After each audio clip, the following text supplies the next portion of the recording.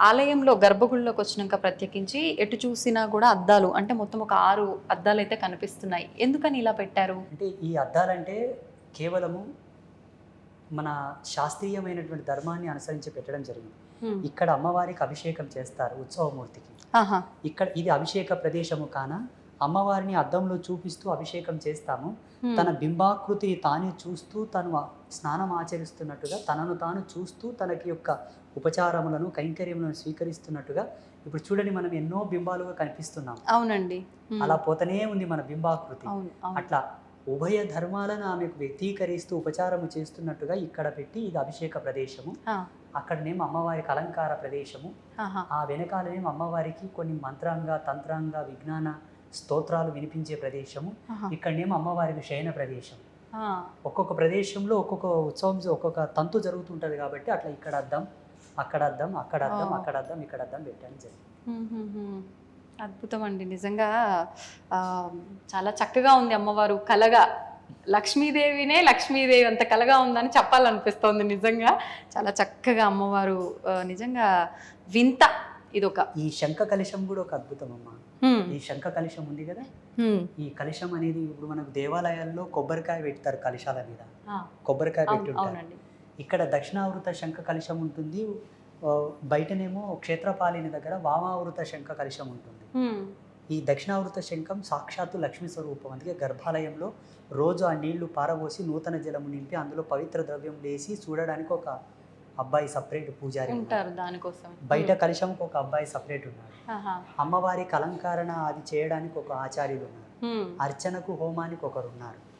ప్రతిదానికి ఒకరొకరు ఉన్నారు. నేను ఇక్కడ ఉన్నా లేకున్నా వాళ్ళు చూస్తారు. గురుగారు, ఆలయ పై నిర్మాణం కూడా మనకు ఒక గోపురం చూసిన మాదిరిగా ఉంది. ఎందుకని ఇలా డిజైన్ చేశారు? పైన శ్రీచక్రము. మళ్ళీ ఆలయం యొక్క ధర్మాన్ని అనుసరించి ప్రతి దేవాలయంలో కూడా ఆ పిరమిడ్ టైప్ ఆఫ్ స్టెప్స్ ఉంటాయి. అవును. దేవాలయంలో ఉచ్చరించే మంత్రాల యొక్క చాంటింగ్, ఆ వైబ్రేషన్స్ కూడా ఒక విధమైన పారదర్శక సూత్రాన్ని అవలంబింపజేసుకొని ఆలయం అంతా ప్రసరించడానికి ఒక డ్రోమ్ పైన ఒక శ్రీచక్రాన్ని అమర్చారు. అవునండి. ఆ శ్రీచక్రం ఏంటంటే కింద ఇక్కడ మనకి ఇక్కడ కనబడుతుంది, నేలలో లైటింగ్ ఫోకస్ తక్కువ ఉంది కాబట్టి తక్కువ కనిపిస్తోంది. ఇక్కడ కూర్చొని అమ్మవారికి గవ్వల పూజ చేస్తారు ఈ శ్రీచక్రం పైన. అది పైనుంచి రిఫ్లెక్ట్ కావడానికి, ప్రతిబింబం పడడానికి పైన అమర్చారు. ఇక్కడ గవ్వల పూజ చేస్తారు. ఇప్పుడు ఇది కూడా అమ్మవారి ఆజ్ఞనా, మీరు అనిపించి ఇలా నిర్మించారా? నా మతిలోకి ఒక ఆలోచన వస్తుంది అంటే ఆ తల్లి యొక్క సిగ్నలే. ఆమెనే తెప్పిస్తుంది, ఒరే మూర్ఖుడా ఇది చేయరా అని నాకు చెప్తుంది, చేస్తాను.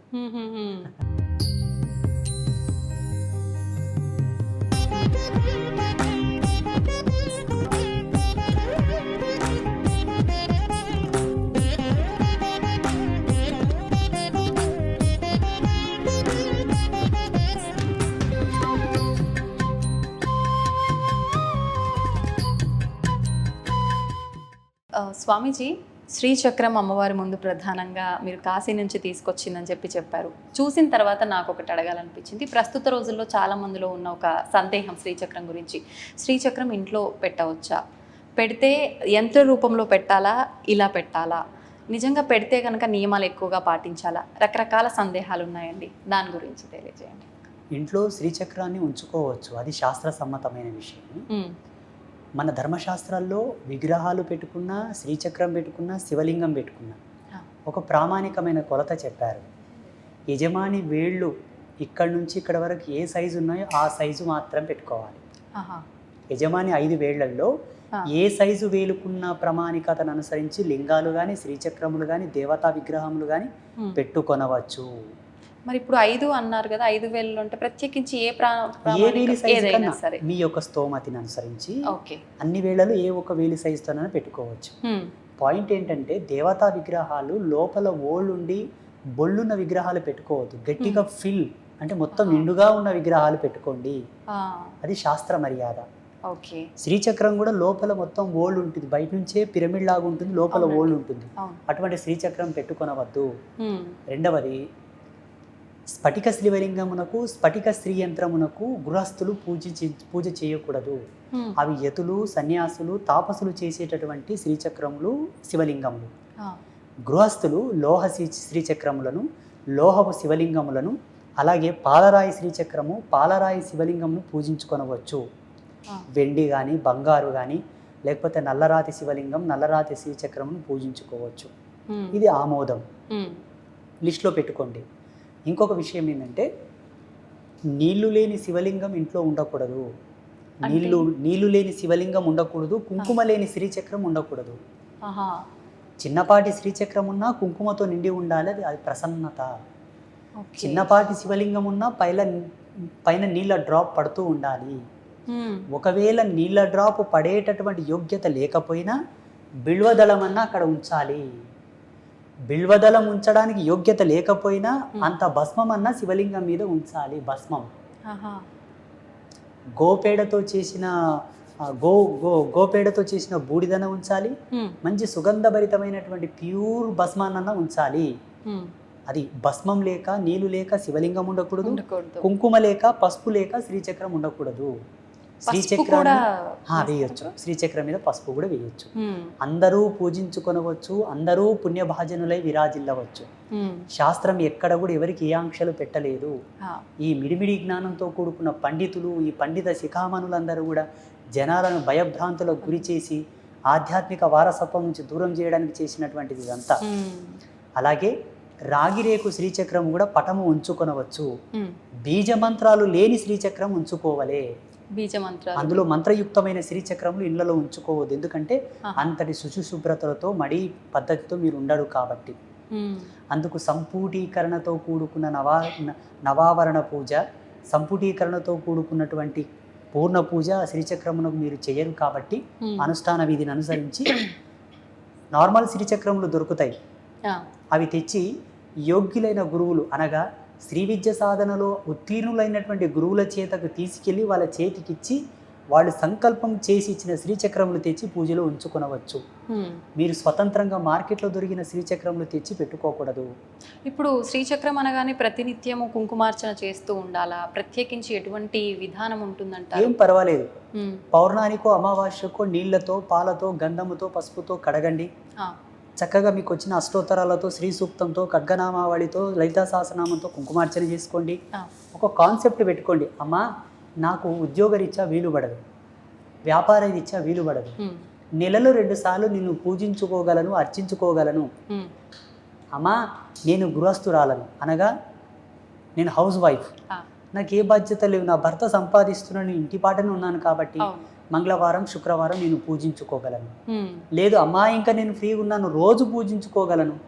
మన యోగ్యత. అమ్మ ఏం చేయదు తే అని అడగదు. మన వీలుని బట్టి ఒక యోగ్యుడైన గురువు చేత గనక మనం శ్రీచక్రాన్ని పొందితే ఆ యోగ్యుడి చేత మనం అధికారం, ప్రామాణికతను, ప్రమాణాన్ని తీసుకొని ఉంటాము. కాబట్టి ఆ యోగ్యుడు ఇక్కడ శ్రీచక్రానికి అర్చన చేస్తూ ఉంటే నీ ఇంట్లో శ్రీచక్రానికి అర్చన జరిగినట్టే లెక్క.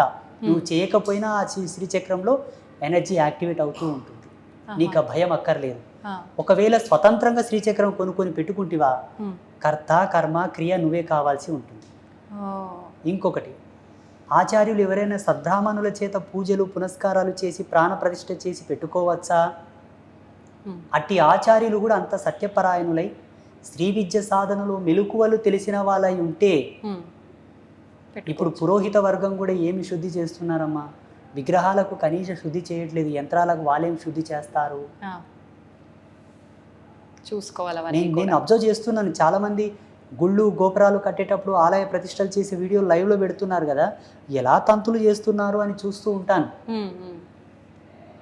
జనాలకా సబ్జెక్టు తెలియదాయే, వీళ్ళేదో చేస్తుంటారు, వీళ్ళకి అర్థం కాదు కదా.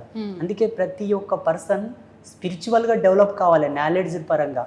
అవునండి. ఆగమ శాస్త్రాలు చదవండి, ఉపోద్ఘాతమైన గ్రంథాలు చదవండి, కొన్ని ధర్మశాస్త్రాలు చదవండి. మీకు అర్థమవుతుంది ఆచార్యులు కరెక్ట్ చేస్తున్నారా లేదా. అప్పుడు ప్రశ్నించవచ్చు, ఏమయ్యా ఏం వేస్తున్నావు అక్కడ? ఒక చిన్న ట్రిక్ చెప్పాను, మీకు సమయం ఉంది కదా. దేవతా విగ్రహ ప్రతిష్ఠ చేసేటప్పుడు మీరు ఇంతకుముందు ఒక వీడియోలో అడిగారు, వాస్తవంగా దేవుని తంతే కూడా ఏం చేయడం స్వామి, దేవిని కుదిపేసి తీసేస్తే కూడా ఏం చేయడం స్వామి అంటే, వాస్తవంగా నెగిటివ్ కాన్సెప్ట్తో గనక దేవిని తాకాలనిపోతే ఆటోమేటిక్గా విగ్రహమూర్తిలో కరెంట్ జనరేట్ అయ్యి షాక్ కొట్టేది. సద్భావనతో, పరిమళత్వంతో, ప్రేమతో, భక్తితో వెళ్తే ఆ విగ్రహంలో ఎనర్జీస్ డౌన్ అయిపోయి మనల్ని ఏం చేసేవి కావు. అలా టెక్నికల్గా స్థాపన చేసేవాళ్ళు దేవతా విగ్రహాలు. అంతటి పవర్ రావాలంటే దేవతా విగ్రహం కింద ప్యూర్ నవరత్నాలు, ప్యూర్ సప్తధాతువులు, పరిపూర్ణమైన హస్తముల చేత లిఖింపబడినటువంటి యంత్రరాజ్యము. ఒక్కొక్క యంత్రమునకు 1,000,000 జపాలు ధారబోయాలి. పవిత్రమైన వనస్పతులు, ఇలా నిక్షిప్తం చేయబడినదే దేవత ప్రతిష్ట. బయట విగ్రహాలు ఎట్లా స్థాపన చేస్తున్నారు ఆచార్యులు? 1,00,00,000 రూపాయలు పెట్టి గుడి కడతారు, ప్లాస్టిక్ నవరత్నాలు తెచ్చేస్తారు. అక్కడ ప్లాస్టిక్ పంచలోహాలు వేయకుండా ఏం చేస్తారంటే స్టెయిన్లెస్ స్టీల్ కాయిన్స్ పోస్తారు, కుంభాలు కుంభాలు గుమరిస్తారు. సత్య సనాతన ధర్మం చెప్పింది ఏంటంటే పూజలో ప్లాస్టిక్ వాడకూడదు, రబ్బర్ వాడకూడదు, స్టెయిన్లెస్ స్టీల్ సామాన్లు వాడకూడదు, ఐరన్ మెటల్ వాడకూడదు, ఇక్కడ రాతి వెండి పాత్రలు కూడా వాడకూడదు. దేవతల యొక్క పాత పద్మముల చెంత, దేవత మందిరం నందు దేవత యొక్క స్థానంలో దేవత యొక్క ఆభూషణంలో 3 లోహాలు చెప్పారు: బంగారు, వెండి, రాగి. అక్కడ ఆచమన పాత్రలు, జలపాత్రలు, హారతి పళ్ళెము, హారతి స్పూన్, కంచువి వాడవచ్చు, శ్రేష్టమైన కంచు ధాతువుతో చేసినవి. ఇవి ఆమోదం. ఇవి ఇంట్లో కూడా ఇవే వర్తిస్తాయి. ఇంట్లో కూడా పూజా మందిరంలో ఇవే ఉండాలి, ఇవి మినహా వేరే ఉండకూడదు. మీరు మీ పిచ్చి పిచ్చినంత తెచ్చి పూజలు చేస్తామంటే మీరు మొదట అడిగినట్టనే దేవతలు రిఫ్లెక్ట్ అవ్వరు. నువ్వు నెత్తి బాదుకొని కొయ్యో ముర్రో అన్న దేవతలు పలకరు. స్వామీజీ, ఇప్పుడు మీరు చెప్పినట్టు ఇక్కడ మీరు చెప్పిన లోహాలకు సంబంధించినవి మాత్రమే ఉన్నాయి, ఎక్కడ ప్లాస్టిక్ కానీ స్టీల్ కానీ కనిపించట్లేదు. ఒకటి మాత్రం నాకు కొంచెం ప్రత్యేకంగా కనిపిస్తుంది అలంకరణతో, అదేంటో తెలుసుకోవాలని. ఇది మారేడుకాయ యొక్క గుజ్జుతో అలంకారంగా చేసింది. హైటెక్ సిటీలో ఉంటారు మా తల్లి, చాలా భక్తి పరాయణురాలు, చాలా చాలా ఆ తల్లికి జన్మనిచ్చినటువంటి తల్లిదండ్రులకు ధన్యవాదాలు. ఎంత భక్తి అంటే అంత భక్తి. వారు మన పీఠానికి ఎకరా భూమి దానం చేశారు. హైటెక్ సిటీలో ఉంటారు, వారి పేరు చెప్పొచ్చో లేదు, ఏమనుకుంటారో ఏమో పాపం. అమ్మగారు నిన్న కార్తీక పౌర్ణమి శుభ సందర్భంగా దీన్ని తెచ్చిచ్చారు. ఈ మారేడుకాయ భరణి లోపల కుంకుమతో అర్చన చేస్తే 1,00,00,000 రెట్ల పుణ్యం, రిజల్ట్ కూడా తొందరగా వస్తుంది. కాబట్టి ఆ పుణ్యాత్మరాలు తెచ్చిచ్చింది, ఆమె చల్లగా వండుకోకు జగదంబ యొక్క దీవెనలతో. ఇది మారేడుకాయతో చేసిన భరణి. ఇలా మీ ఇళ్లలో కూడా ఉంచుకోవచ్చు. జగదంబ పాదాల దగ్గర ఇటువంటి కుంకుమ భరణి ఉంచినా మీకు సంపద్వృద్ధి, ఇష్టసిద్ధి. అంటే మామూలుగా నేను విన్నాను గురుగారు, మారేడుకాయ లోపల కొంచెం పైన తీసి లోపల గుజ్జు తీసేసి ఎండిన తర్వాత విభూది పోసి పెట్టుకొని ధారణ చేస్తే బాగుంటుంది అని చెప్పి. ఇప్పుడు ఇది మనం అభిషేకానికే కాకుండా మనం అలా స్టోర్ చేసుకొని మనం ధారణ చేసిన బాగుంటుంది. ఎటువంటి ఫలితం ఉంటుంది దానివల్ల? దీని లోపల భస్మాన్ని ఉంచి శివారాధన చేయవచ్చు, చందనము ఉంచి విష్ణు ఆరాధన చేయవచ్చు, కుంకుమ పసుపు ఉంచి జగదంబ ఆరాధన చేయవచ్చు, అక్షింతలు ఉంచి సూర్యనారాయణ మూర్తి ఆరాధన చేయవచ్చు. ఏ దేవత తాలూకు సంబంధించిన ప్రీతిపాత్రమైన ద్రవ్యం నుంచి వాళ్ళని పూజించవచ్చు.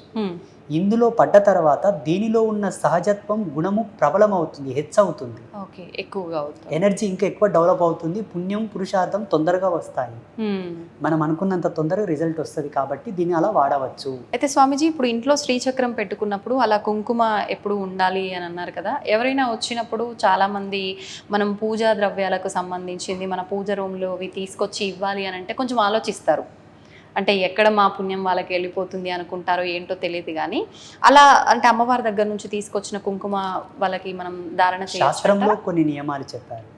అష్టమి, అమావాస్య, సూర్యగ్రహణ, చంద్రగ్రహణ సమయమునందు పూజా మందిరం నుంచి ఏవి కూడా తీసి వేరే వాళ్ళకి ఇవ్వకూడదు. మిగతా సమయంలో ఏమీ కాదు. ఓకే, లేనిపోయిన ఆంక్షలు పెట్టుకోకండి. నీ ఇంటికి ఒక ఎత్తి వచ్చిందంటే శివస్వరూపం, ఆయనలో చెడ్డ ఉద్దేశం ఉండుగాక, నీవు ధర్మంతో నీ పతి నీ ఇంట్లోనే ఉంటుంది, అనుమానం వలదు, శంకించవలదు. నీ ఇంటికి ఒక ముత్తైదు వచ్చిందంటే సాక్షాత్తు జగదంబయ్యే. మళ్ళీ లేనిపోయిన ఆంక్షలు ఏంటి? అవన్నీ లేనిపోయిన అనుమానాలు అంటుంది.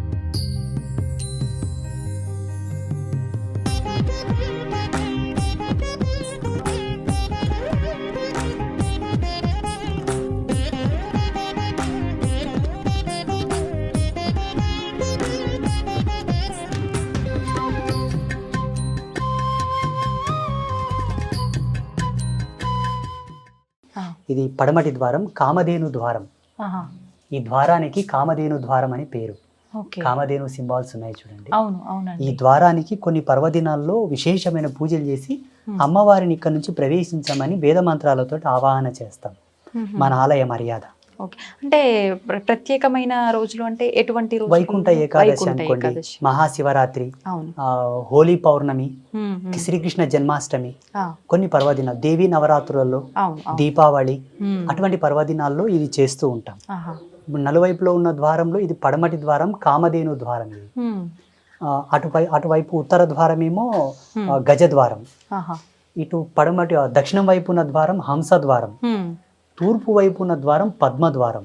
ఎందుకనండి ఇప్పుడు ఒక్కొక్క సైడ్ ఒక్కొక్క పేరుతో, అంటే ఇప్పుడు కామధేను అన్నారు, హంస, ఎందుకు ఇలా 4 పేర్లు 4 ఒక వైపులా ప్రత్యేకించి? దేవాలయం యొక్క రాజమర్యాదలు, ఆలయం యొక్క ధర్మమూలాలు, ఆలయాన్ని స్థాపించినటువంటి ప్రాతిపదికను అనుసరించే ద్వారాల యొక్క విభజన, అధిష్టాన దేవతలు, క్షేత్రపాలకుడు, మ్మ్. అన్నీ కూడా అక్కడ ఉపచారములు, కైంకర్యములు అన్నీ కూడా, అంటే సత్య సనాతన ధర్మానికి కట్టుబడి ధర్మం యొక్క మూలాలను అనుసరించి చేసే ప్రతి దేవాలయం కూడా మ్మ్. ఒక అద్భుతమైనటువంటి సీక్రెట్స్తోనే ముందుకెళ్తుంటుంది. ఆహా. ఎవ్రీథింగ్ ఈజ్, ఆ. ప్రతి దాంట్లో ఒక పరమార్థం, ప్రతి దాంట్లో ఒక భిన్నత్వం, మ్మ్. చాలా ప్రత్యేకతలతో కూడి ఉంటుందన్నమాట. ఆ. ఇప్పుడు ఈ ఒక్కొక్క ద్వారాన్ని కూడా అమ్మవారితో వాక్కు తీసుకొని ఏ ద్వారం ఎలా ఉండాలి, ఏ కాన్సెప్ట్తో ఉండాలని అమ్మతో ప్రశ్న అడిగి తీసుకొని నిర్మాణం చేయడం జరిగింది. అవునా? ఆ. ఆహా. ఇప్పుడు ప్రసిద్ధ దేవాలయాలకు వేరే వేరే ద్వారాలు ఉంటాయి. అవునండి. అంబాత్రయ క్షేత్రానికి మాత్రమే ఈ నలువైపులో 4 ద్వారాలు, ఒక్కొక్క ద్వారానికి ఒక్కొక్క విశిష్టత. నాకు ఒక డౌట్ అండి, ఎక్కడైనా ఆలయానికి అక్కడ ప్రధాన దేవుడిగా ఎవరిని పూజిస్తారో ఆ పేరుతో, లేదంటే ఇంకేదో పేరుతో, అంబాత్రయ క్షేత్రం అంటే నాకు కొత్తగా ఉంది వినటానికి. Exactly. ఎందుకని ఆ పేరు అలా పెట్టారు? Wow, very good. అంబ అంటే అమ్మ. మ్మ్. అంబ అంటే జగతిలో ఉండే మాతృత్వములన్నీ, ఈగ, దోమ, చీమ, ఏను, అన్ని మాతృత్వాలన్నీ ఒకతోన కలిస్తే వచ్చే వర్డ్ ఏదైతుందో, ధాతువు ఏదైతుందో అంబ. హా. ఇక్కడ ఉన్నది 3 అమ్మలు కాబట్టి త్రయం అంటే 3. మ్మ్. మ్మ్. 3 అమ్మలు కలిసిన తల్లి క్షేత్రం అమ్మ స్థానం కాబట్టి అంబా త్రయము. ఆ, ఇది అంటే అమ్మవారి వాక్కేనా, మీరు డిసైడ్ చేసుకున్నారా? అమ్మవారే 2011లో కార్తీక శుద్ధ పౌర్ణమి రోజు అమ్మను స్థాపిస్తే 2016లో అమ్మవారు మాకు ఈ క్షేత్రం యొక్క పేరు ఇచ్చింది. అంతకన్నా ముందు మోటుగా దుర్గమాత గుడి అనుకుంటుంటే పిలుచుకునే వాళ్ళు. అమ్మవారిని అడిగితే వాక్ ఇవ్వలేదు. 2016వ సంవత్సరంలో అమ్మవారి ముందు కుంకుమ రాసి చదును చేసి పెడితే గుడి తాళాలు వేసి బయటకు వస్తే తెల్లవారేసరికి అక్కడ ఒక పేరు వచ్చింది. ఆ పేరు డీకోడ్ చేస్తే అంబాత్రయ క్షేత్రము అని. అప్పుడు ఈ పేరును 1,000,000 సార్లు దేవి మూలమంత్రము పఠించి మంత్రసహిత నామాన్ని పఠిస్తూ 1,000,000 సార్లు పట్టాభిషేకం చేశాం దర్బల చేత. అప్పుడు ఒక క్షేత్రానికి ఒక పేరు అంకితం అయిపోతుంది. ఆ పేరుని ఎవరు పిలుచుకున్నా వాళ్ళకి యశస్సు సిద్ధిస్తుంది, అనుగ్రహం సిద్ధిస్తుంది. ఇంకోటి అంబాత్రయం అనే పేరులోనే ఒక అద్భుతం ఉంది తల్లి. జగతిలో ఉన్న మాతృత్వాలన్నిటిని తలసినటువంటి పుణ్యం. అవును అవును. శక్తికి ప్రతిరూపమైన కాళి, సంపదకు ప్రతిరూపమైన లక్ష్మి, విద్యాబుద్ధులకు ప్రతిరూపమైనటువంటి సరస్వతులను ఏకనామంలో స్మరించిన పుణ్యం వస్తుంది. అవును, నిజంగా వినటానికి కొత్తగా ఉందని అనుకున్నాం, కానీ ఇంత అర్థము, ఇంత పరమార్థము, అది మళ్ళీ అమ్మవారే తను వాక్కు రూపంలో డిసైడ్ చేసిన పేరు. ఇక్కడ అన్ని కూడా అమ్మనే తల్లి. మేము స్వతంత్రంగా మా జ్ఞానం ఏం అంటే మీకు ముందు ఆలయం నిర్మించాలి ఇలాంటి ఆలోచన ఏం లేదు, అంటే అమ్మవారు చెప్పడం వల్లే మీరు ఈ ఆలయము ఎలా అండి? పెద్దలు ఒక మాట అనేవాళ్ళు, ఆకలి సత్యం అయితే అన్నం ఏనన్నా పుడుతుందిరా, ఆకలి సత్యం అవ్వాలి అంటుండేవాళ్ళు పెద్దలు. నా భక్తి సత్యం అనుకుంటాను, నా తపస్సు వాస్తవం అనుకుంటాను, ప్రతిదీ అమ్మయే నాకు ఒక గురువై ప్రతిదీ నిర్దేశకం చేసింది. నా దర్శనంలో ఒక ఆలోచన వచ్చేది ఇది చేయాలి అని, అది ఆచరణలో పెడితే వాస్తవ రూపం దాల్చేవి, అందులో ఎన్నో పరమార్థాలు ఉద్భవించేవి. అలా ఉద్భవించింది ఈ క్షేత్రం. Okay okay. అంటే ఏ ఇయర్ లో నిర్మించారండి? 2011లో అమ్మవారి స్థాపన, 3 అమ్మల స్థాపన. చిన్నపాటి గుడిసె ఉండేది తల్లి, చిన్న కుటీరము, ఋషులు జపం చేసుకున్న కుటీరం లాగా ఉండేది. ఇంకా అదే ఇంతవరకు పుణ్యపురుషులు కొంతమంది పెద్దలు ఇదంతా వాళ్ళు స్వచ్ఛందంగా ముందుకొచ్చి గురూజీ మాకు చేతనైనంత చేస్తామని ఇదంతా చేయడం మా ప్రియ భక్తులు చేశారు. వాళ్ళకే నా తపస్సు అంత ఇస్తూ ఉంటాను నేను, వాళ్ళ వంశావళి అంతా కూడా చల్లగా ఉండాలని. ఎందుకంటే నిస్సహాయ స్థితిలో ఉన్నానమ్మా నేను ఇక్కడ. ఇది మారుమూల గ్రామం, పల్లెటూరు. అవునండి. వాడు ధర్మాన్ని తెలిసి నాలో భక్తిని గణించి వచ్చి సేవ చేస్తున్నారు కదా, ఇది ప్రత్యక్షమైన ధర్మం. వాళ్ళు చేసింది నిజంగా. అంటే మీకు ఆలోచన రావటం కానీ, మీకున్న భక్తికి అందరూ భక్తులు నమ్మటము, అమ్మవారు ఆమె ఇంకా అంత డిసైడ్ చేసుకుంటుంది అలా. సంతోషం అండి.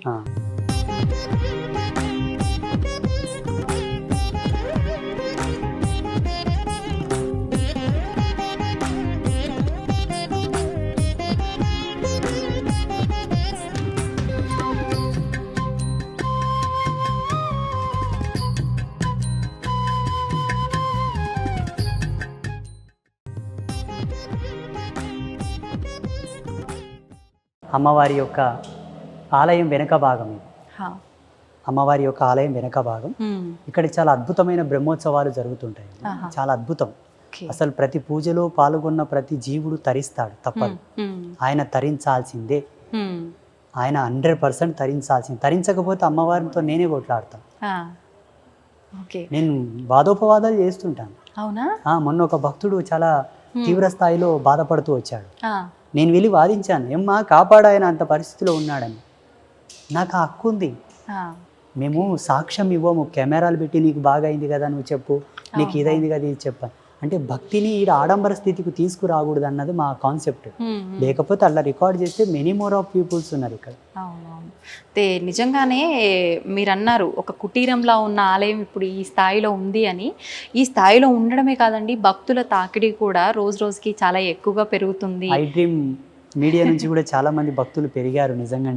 మీరు చేసిన ఇంటర్వ్యూ చూసి కూడా చాలా మంది వచ్చారు. మేము ఐ డ్రీమ్ ఛానల్లో చూసాం గురూజీ అని చాలా మంది వచ్చి చెప్పారు. అవునా? ఓకే. అయితే స్వామీజీ, ఎలాగో మనం వెనక భాగంలో ఉన్నాం కాబట్టి నాకు ఒక చిన్న డౌట్.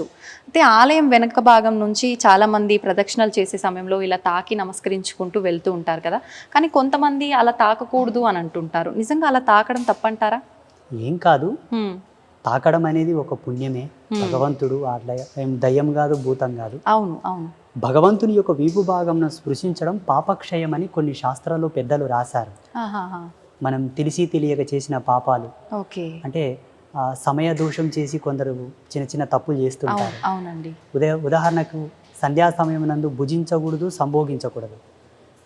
వాళ్ళు ఆకలి తట్టుకోలేక తిని ఉంటారు, లేకపోతే ఇంకేదో కారణాల చేత తప్పు చేసి ఉంటారు. అటువంటి దోషాలు పోవాలంటే ఇటువంటి ప్రదేశంలో తాకితే పోతాయని కొన్ని గ్రంథాలు రాశారు. తప్పేం లేదు. తప్పేం లేదు. ఓకే.